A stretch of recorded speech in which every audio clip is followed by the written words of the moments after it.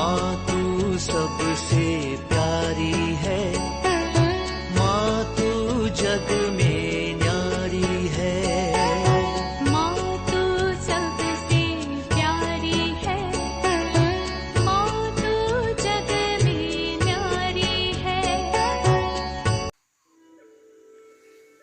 पिता, पुत्र और पवित्र आत्मा के नाम पर आमीन। आप सबों को जय यीशु। आज खजूर इतवार, 40 काल का आखिरी इतवार या पुण्य सप्ताह का पहला दिन। आज प्रभु ईसा मसीह का यरूशलेम प्रवेश को हम लोग याद करते हैं। एक सवाल आया है कि जो होली वीक या 40 काल कब से मना रहे हैं। मैंने इससे पूर्व में भी एक क्लास लिया था 40 काल के विषय में। एक खजूर इतवार के विषय में मुझे मिले हुए जानकारी के अनुसार, जब क्रिस्तीय धर्म को स्वतंत्रता मिला, रोमन साम्राज्य में अन्य धर्मों के अनुसार इसको भी स्वीकृति मिली। इसके बाद अर्थात 4वीं सदी से ये होली वीक को मनाना प्रारंभ किया था। लोग यरूशलेम में इकट्ठे होते थे और जो कुछ उन सप्ताहों में ईसा मसीह के जीवन में हुआ था उसके अनुसार उसको स्मरण करते हुए लोग उसको एनैक्ट करते थे, उसी प्रकार करते थे और प्रार्थना करते थे और बाइबल से उस पाठ को पढ़ते थे। तो इस प्रकार का कई कार्य करते थे।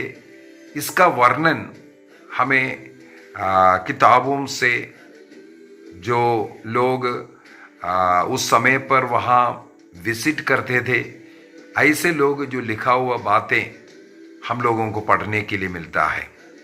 अर्थात 4वीं सदी से पाम संडे और होली वीक को मनाना प्रारंभ हो चुका था।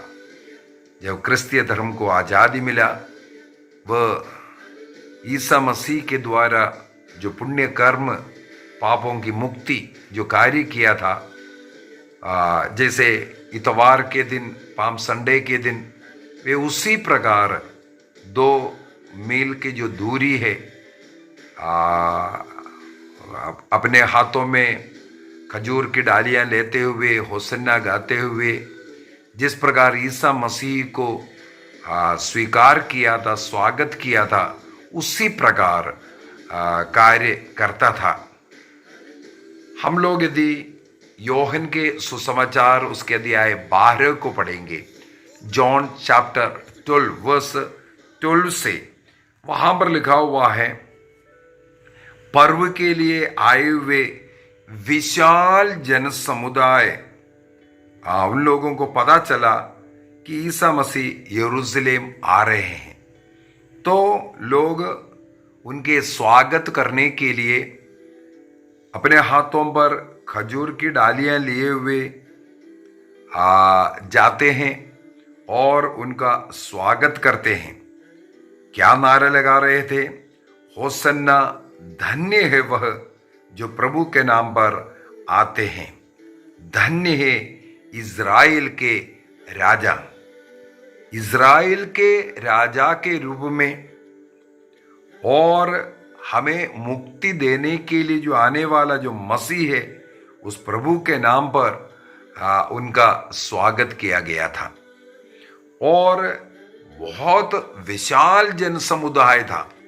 हमें मालूम है यरूशलेम में लोग पर्व मनाने के लिए पूरे संसार के कोने कोने से, विशेषकर यहूदी लोग वहाँ इकट्ठे होते थे, इसलिए बहुत ज़्यादा भीड़ था।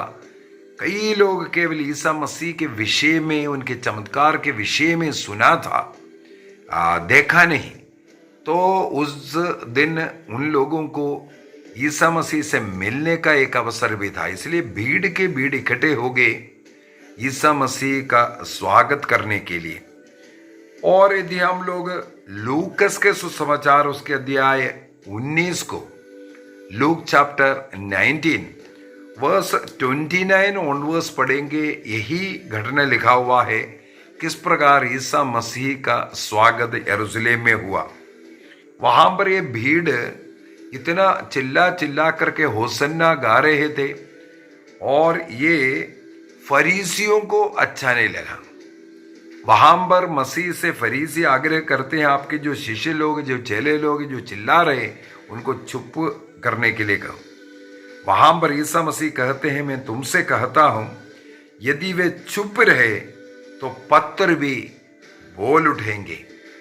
तो लोग मसीह का जय जयकार कर रहे थे, होसन्ना गीत गा रहे थे।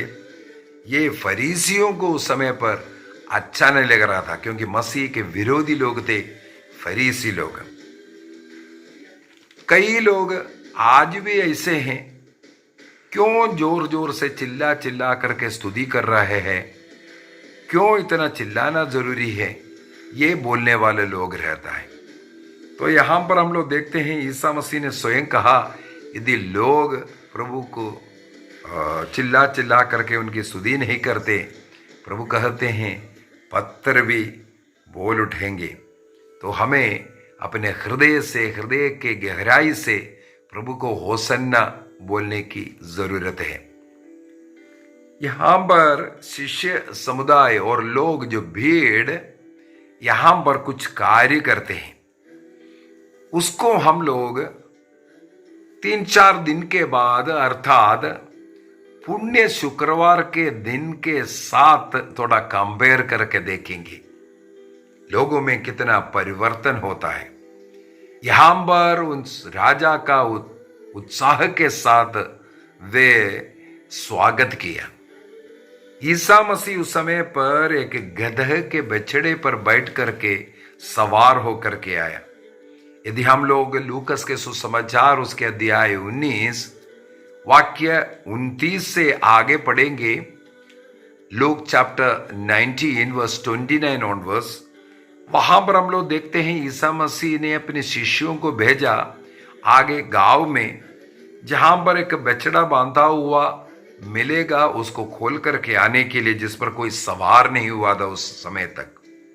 ऐसे एक बछड़े को लेकर के आते हैं। इसका मतलब ये हो गया ईसा मसीह को सवार होने के लिए अपना एक गधा, एक बछड़ा नहीं था। इतना एक विनम्र गरीब व्यक्ति के रूप में हम लोग देखते हैं। यहां पर एक किराए पर एक बछड़े को सवार होने के लिए लिया। ये इसलिए भी है क्योंकि जकरिया का ग्रंथ अध्याय 9 वाक्य 9 और 10 के अंदर हम लोग इसका भविष्यवाणी होता हुआ पढ़ सकते हैं। जकरिया chapter 9 verse 9 and 10। Isa Masih के जन्म से करीब 500 वर्ष पहले जकरिया घोषित करते हैं कि ईसा मसीह का किस प्रकार स्वागत किया जाएगा, ईसा मसीह का यरूशलेम में कैसा प्रवेश होगा। यदि मत्ती का सुसमाचार, मार्कुस का सुसमाचार और लूकस का सुसमाचार, इन तीनों सुसमाचार को अगर हम पढ़ेंगे, ईसा मसीह ने गलीलिया से एक सफर शुरू किया था और 3 वर्षों के बाद वो यरूशलेम पहुंच गया है। एक सफर था, एक गलीलिया से यरूशलेम की ओर ईसा मसीह का पब्लिक लाइफ एक यात्रा है। वो यात्रा आज यरूशलेम पहुंच रहा है। तो यरूशलेम निवासी, वहां पर जो लोग संसार भर के आए हुए लोग ईसा मसीह का स्वागत करने के लिए उन्होंने अपना वस्त्र उतार करके सड़क पर डाला जहां से ईसा मसीह आ रहा है, और अपने हाथों में जो खजूर के डालियां लेकर के मसीह का होसन्ना करके बोल रहे थे। जैसे कि हम लोगों ने योहन के सुसमाचार अध्याय 12 के अंदर ईसा मसीह को इस्राएल का राजा करके पुकारा। इन्हीं बातों को यदि हम गुड फ्राइडे के दिन जो घटना हुआ उसके साथ यदि थोड़ा कंपेयर करके देखेंगे, थोड़ा हम लोगों को इन लोगों का इन मनोभाव में क्या परिवर्तन हुआ इसको हम पा सकते हैं। यहाँ पर वे लोग हरे भरे डालियां हाथों में लेते हुए उनका जय जयकार कर रहे थे, लेकिन गुड फ्राइडे के दिन ईसा मसीह के कंधे पर वे एक क्रूस रख दिया है। संसार का पाप का चिन्ह था वो क्रूस, लेकिन यहाँ पर उनका जय जयकार करने के लिए हरे भरे डालियां लेकर के उनका स्वागत कर रहा है, और वहां पर उनके कंधे पर क्रूस लादा जाता है। और यहाँ पर होसन्ना गीतों के द्वारा वे इनका स्वागत किया। वहां पर हम लोग देखते हैं यही लोग इन्हें क्रूस दो कर करके चिल्ला रहे हैं। यहाँ पर इस्राएल का राजा के रूप में स्वीकार किया। वहां पर पिलातुस ने भी कहा ये तुम्हारा राजा है, लेकिन उन्होंने कहा हमारा केवल एक ही राजा है, वह सीजर है, अर्थात ईसा मसीह, ईसा नाजरी हमारा राजा नहीं है करके इनका तिरस्कार करते हैं। यहां पर हम लोग देखते हैं वह अपना स्वयं का कपड़ा उतार करके प्रभु के जो आ रहा है उस सड़क पर बिछा रहा था।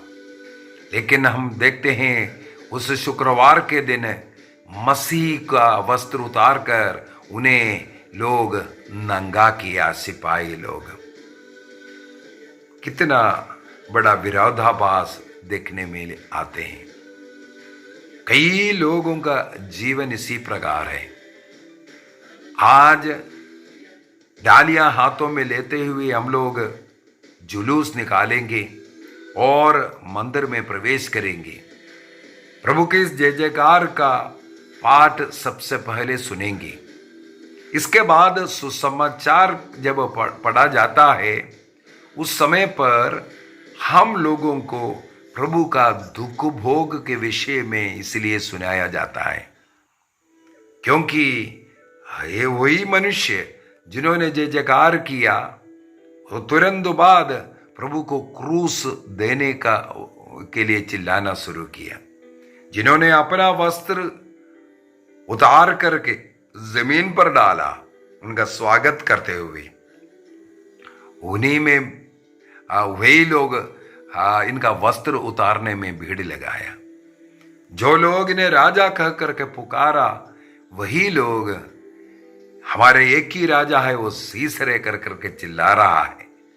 जय जयकार करने वाला इन्हें दंड दो कर करके। तो आज ये दोनों पाठ हमें सुनने के लिए मिलता है, किस प्रकार पहले स्वागत हुआ, इसके बाद उनका निंदा हुआ। हमें आज एक बात और सोचने की जरूरत है। हम बपतिस्मा प्राप्त कर ईसा मसीह में विश्वास करते हुए एक अच्छा क्रिस्तीय जीवन जीने का निर्णय किया था। ईसा मसीह का शरीर का अंग बन गया, कलीसिया का सदस्य बन गया। हम मसीही कहलाते हैं।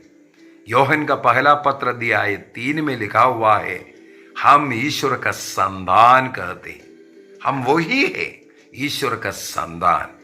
लेकिन क्या ये ईश्वर का संतान ईसा मसीह के समान जीवन जीते हैं? क्या हम अपने जीवन में उस विनम्रता को लेके आए हैं?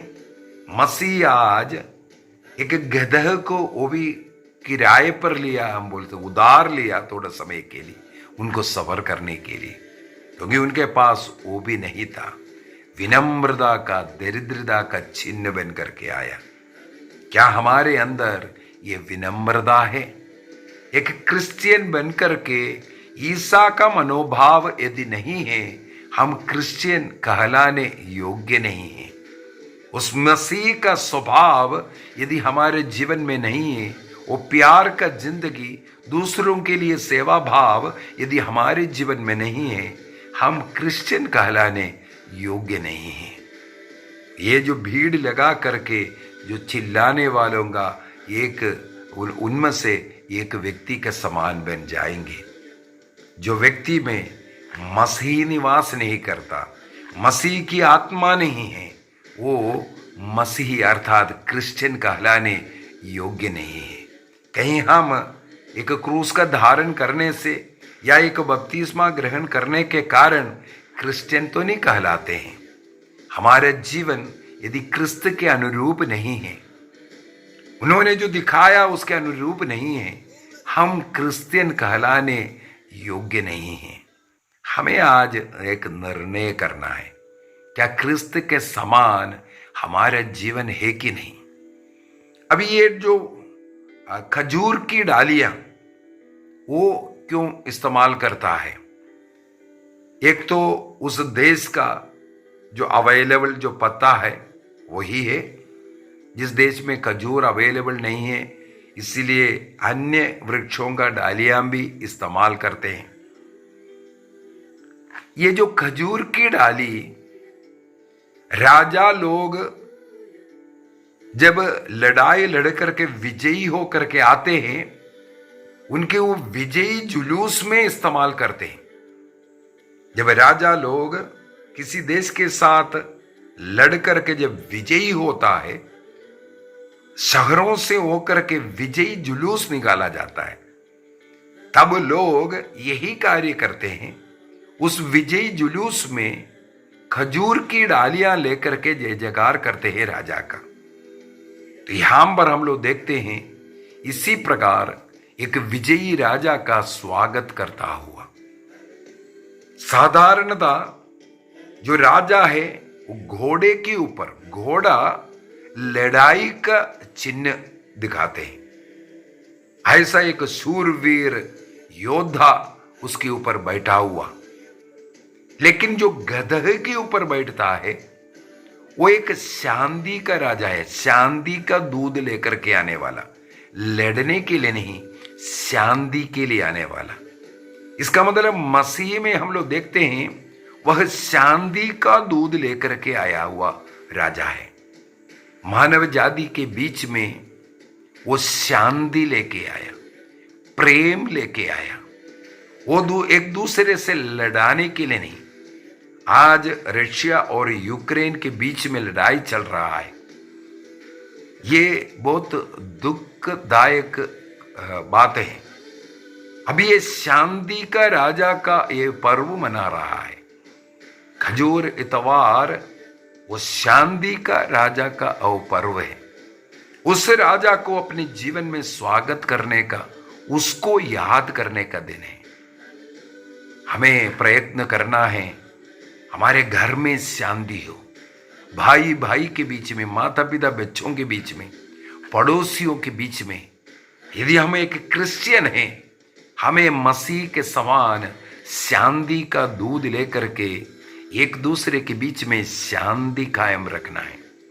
हमें जितना भी अपने को विनम्र करना है। फिलिपियों का पत्र अध्याय 2 वाक्य 3 में, फिलिपियंस चैप्टर 2 वर्स 3 में लिखा हुआ है, आप दूसरों को, अन्य लोगों को अपने से श्रेष्ठ मानना है। हम अपने को श्रेष्ठ अधिकतर समय मानते हैं, अन्य लोगों को नीचा। मसीह का ये स्वभाव को हमें धारण करना है। वाक्य 5 में लिखा है, आप अपना मनोभाव ईसा मसीह के मनोभाव जैसे बनाओ। ईसा मसीह दूसरों को अपने से श्रेष्ठ मानता है, अपने चेले लोगों का पैर धोने वाला। इसके बाद मसीह कहते हैं यूहन्ना के सुसमाचार 13:15 के अंदर, मैंने तुम्हें एक उदाहरण प्रस्तुत किया। मसीह का वो मनोभाव, जो प्रेम, जो आदर, जो सम्मान दूसरों को देने वाला और शांति का जीवन, एक दूसरे के बीच में शांति लाना है।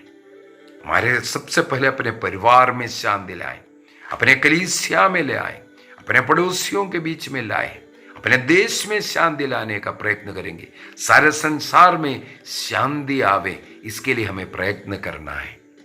तो ये इतवार शांति का दूध लेकर के जाने वाला हम दिन बनाना है। मसीह यही संदेश हमें देता है। अन्यथा जिसे मसीह अन्य लोगों के द्वारा इसके बाद पीड़ा सहन करना पड़ा, जो लोग जय जयकार किया वही लोग इन्हें क्रूस दो कर करके चिल्लाया। कहीं हम स्वयं मसीह का राजदूत बन करके, वो जो प्रेम का शांति का दूत बन करके हम भी कहीं इसके बाद तुरंत इन्हें क्रूस दो, अर्थात दूसरों के विरुद्ध बोलने वाला, दूसरों से नफरत करने वाला, घर में ही लड़ाई झगड़ा, पड़ोसियों के साथ लड़ाई झगड़ा, हमें इस प्रकार का स्वभाव हटाना है। आज से हम लोग पवित्र सप्ताह में प्रवेश कर रहा है। इन 40 दिनों में क्या हम लोग अपने को पवित्र किया कि नहीं? कई बातों पर हम लोग मनन चिंतन करते हुए आए। आदि से जो फर्स्ट दिनों में चालीसा शुरू होने के पहले ही मैंने कुछ निर्णय करने के लिए कहा था। रोज घर में पारिवारिक प्रार्थना करने का, रोज चर्च में जाकर के मिस्सा बलिदान में भाग लेने का, और योग्य रीति से परम प्रसाद को ग्रहण करने का। तो इस प्रकार कई निर्णय हम लोग इस चालीसा काल के प्रारंभ में ही किया। क्या हम उसके अनुसार जीवन जी करके आया? अभी पुण्य सप्ताह में अभी केवल 5 दिन और हम लोगों को मनाना है। क्या हम रोज मिस्सा बलिदान में, हर रोज घर में पारिवारिक प्रार्थना 1 घंटे का करने का, और जीवन से जो कुछ त्यागा है, चाहे लड़ाई झगड़ा, चाहे नशा करना, ये सब जो हमने त्यागा है उसको पुनः शुरू नहीं करेंगे, ये निर्णय करना है। ये पुण्य सप्ताह हमारे जीवन में, हमारे परिवार में आशीष लावे। आइए हम अपनी आंखों को बंद करें, प्रभु को धन्यवाद दें। यरूशलेम प्रवेश के द्वारा प्रभु ने उस शांति का राजा जिस प्रकार गध के ऊपर बैठ करके आते हैं, उसी प्रकार मसीह मानव जाति के हृदय में, जीवन में शांति लाया। उसको हम स्वागत करते हैं।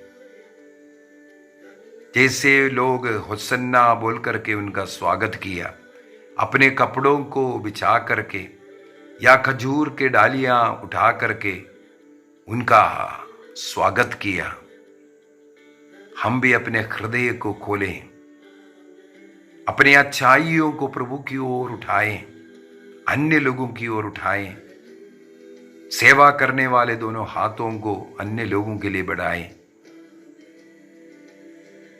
हम अपने परिवार के अन्य लोगों का जय जयकार करें, दूसरों की मदद करें, अच्छाइयां हम देखें। इसके द्वारा हम मसीह का वो जय जयकार करते हैं।